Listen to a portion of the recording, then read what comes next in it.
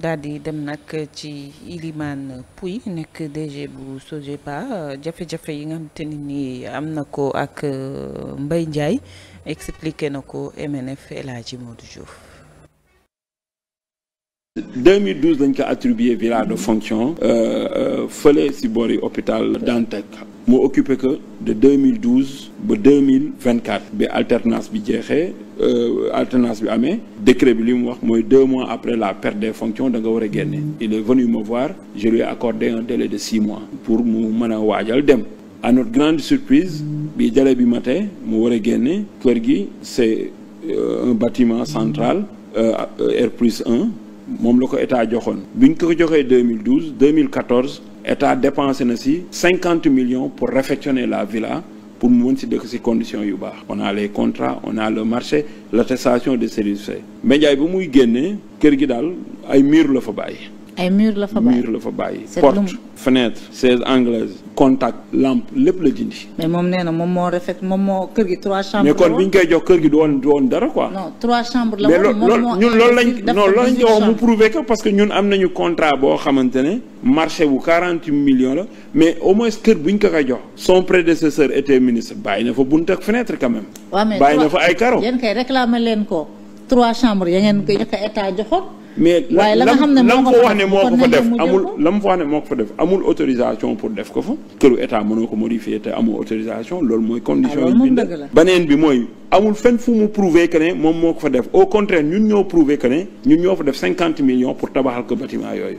avec des documents à l'appui un contrat de marché des paiements et une lettre qu'on a écrit à l'entreprise naka kër gi bi nga fay ñëw en 2014 di ko réfectionner lan nga fa fekk mu ne lii laa fa fekk lii laa fa def loolu lañ jël comme dossier ñu porter ko plainte pour destruction de biens parce que quand même loolu mënuñu ko seetaan man mën naa d'accord mu ne maa fa def lii nañ ma ko dédommager mais di dem yàq kër gi parce que yàq la chaise anglaise bàyyi ñu ko fa chaise anglaise lépp la ñu dindi si kër gi lépp la ñu dindi contact lampe lépp mais loolu nag état mën ta ñàkk fayda bàyyi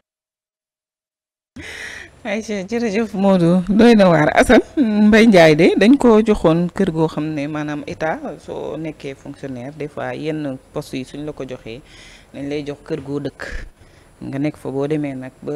jóge fa daanaka dañ lay may délai 3 mois boo xam ne di nga mën a génn ci kër gi dégg nga DG bi lu mu wax ak lam fa def dem ba prise yaak contact yi sax da nga koo wekki yow jëf jooju mu def ba ñu dem ci yoon ba jamono ji ñi ngi xaar verdict bi génn ban aperçu nga si am. waaw am na solo. leeral yi it am na solo ndax bu fekkee dañ laa dénk kooku jóge fa keneen ki ñëw war naa wax lam fa mën a fekk loolu nag lu état war a xoolaat la waaye lu état war a jubbanti la. ndax loolu li waraloon ñu koy def. mooy dañuy fal Assane Mesere kat te diñ ko fal mi ngi fii Dakar Assane Mesere mi ngi dëkk Touba lay xëyee di ñëw. ñun Assane Mesere mi kat nañ ko wutal fii ab dëkkuwaay ndax mu mën a gën a jege liggéeyukaay bi. moo waraloon loolu di am wante nit ku dëkk fii yor immeuble bu rëy nekk fa ak njabootam ak soxnaam yoru si benn yoru si ñaar état ñëw ni ko waaye ak loolu lépp nga am du tee may dama lay wutal foo dëkkaat. nga ñëwaat foofaat nekkaat fa nga xam ne da ngay baagante boo fanaanee fii tey suba nga fanaan fii da am ay fan boo fa dem loolu ak yàq la goo xamante ni état bi na ko jubbanti bâtiment yooyu nga xamante ni état tabax na ko pour jox ko ay nit na koy fanaan na ko état bi jaay jël xaalis bi def ko si mbay meeg càmm geeg napp gi nañ jaay bâtiment yépp bu benn bâtiment des te bâtiment bu ngeen yaakaar ni bokk ci booba laa njëkki waaw nañ ko jaay moo gën beneen bi nag li mu wax si Mbaye Ndiaye am na lu mu wekki mais am na loo xamante ni mu wekkiwu ko moom xam naa ne wekkiwu ko mu wekkiwu muy la muy contact yi nga wax noonu Mbaye Ndiaye déwu ko dara duusi chaise anglaise yi sax daf ko wekki yooyu moom budul bu bosom maam bu kii ba bu xam nga tey jii boo ñëwee mën ngaa tegg yëpp mën ngaa bàyyi yëpp mais sa bosu bopp man bu doon mën a man na maa dem jël sama siis boo xamante ni mën naa si def samay cummikaay rek wala ma tojtal ko defar ko ba mu baax ma ñëw monter ko fa may liggéeyee man maa cay dem kooku su may dee dem man na maa génn siège boobu yóbbaale ko. Assane ab bailleur dina la louer këram defar ko ba mu baax mu ni la da nga war a génn kër gi ndax damay réfectionner wala damay defaraat wala damay dem joxe keneen nga wekki siège anglaise ba yóbbaale. waaw bu dee sab siège la nag. non mais kër guñ la louer mais amuloo droit nga wekki fa dara wala nga fay defaraat dara te waxoo ko borom kër gi. am nga si droit man tey ba ma louer bu ma ñëwee def naa ko fekk naa kër ñu louer ma dindi siège ba fa nekkoon yóbbu jël sama siège bopp teg fa man mii di wax ak yow di man mii dong def naa ko su ma dee dellu génn su ma neexee sama siège ba ma fa teg dama koy dindi. waaw léegi siège ba nga fa fekkoon nga delloo ko fa neexee delloo ko fa. waaw léegi moom. waaw léegi dama koy wax gars yi rek dugalaat. da ngaa garder siège ba nga fa dindi woon. wëcc naa ko. Assane xam nga ngeen def yaa ko tey waaye xam nga ni lii ñu wax nii bu dee moom moo ko def moom deful lu jaadu moom. wekki ba wekki waale ay buntu. loolu lan lay ndu. dama la wax rek bu dee siège laa wax loolu mën naa nekk. amee buntu yi nag waaw bu dee buntu yeet yooyu yëpp il faut ñu laaj ba xam loolu Mbaye Ndiaye ndax it Mbaye Ndiaye am na ñu fa nekk xanaa Mbaye Ndiaye man yaa jàpp ma ni yooyu soxla na ko bu ko defee nag bu dee nag topp nañ ko. ba dafa am yeneen intention nag. bu fekkee yeneen intention moo. non dama ne moom man nañ koo def sax si turam ay nit mën nañ faa nekk ni ginnaaw Mbaye day dem nañ dindi Mbaye sax mën na ko may yéeg mais bu fekkee Mbaye def na ko defu ko pour sàcc wala defu ko pour wutub xaalis mais da koo def pour soxor ak yàqte intention yi ma la wax. te loolu kon yoon dana si def liggéeyam mais keroog muy sotti man gëm ma ne Mbaye Ndiaye moo wekkili loolu 12 anglais bi daal mën naa see d'accord waaw mais yeneen yi moom d'accord ma si. 16 bi ah. waaw 16 anglais bi mën na maa d'accord ndax 6 anglais yi am na ñoo xamante ni du n'importe quel 6 la ñuy toog waaw joxe hélas. Alaaji.